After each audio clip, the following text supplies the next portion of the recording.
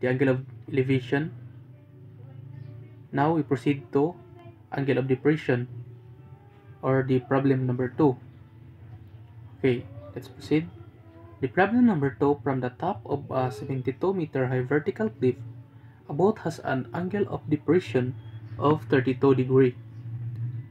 How far is the boat from the base of a cliff? Give your answer to an appropriate degree of accuracy.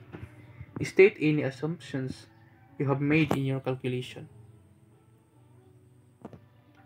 Okay, first we are going to figure out the image of our problem. So we have the um, cliff of 72-meter height, and the angle of depression is 32 degree. So now, how far is the boat from the base of the cliff? Okay. Solution. In the triangle, opposite is known and the length A must be calculated. So, in problem number 1, we use the TOA. In problem number 2, is in the length of opposite is known and the length A must be calculated. So, in problem number 1, elevation, angle of elevation, the same as problem number 2, that the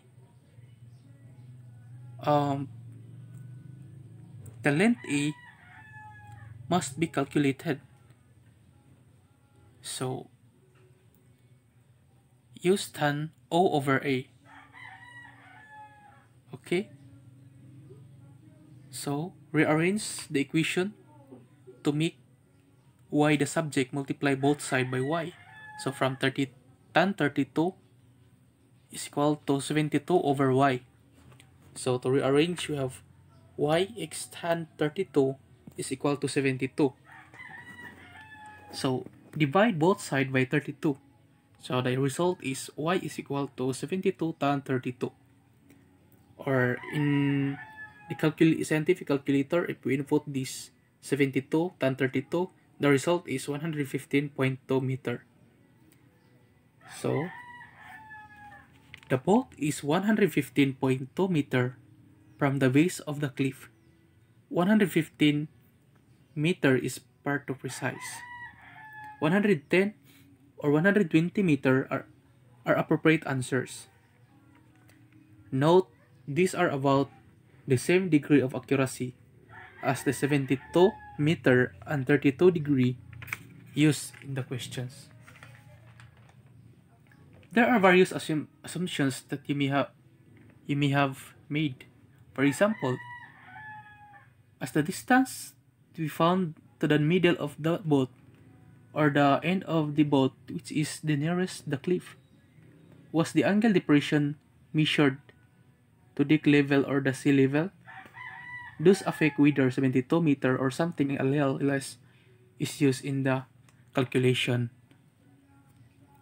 So, again, I am Romel Milayan from ASCAT student. Thanks for watching.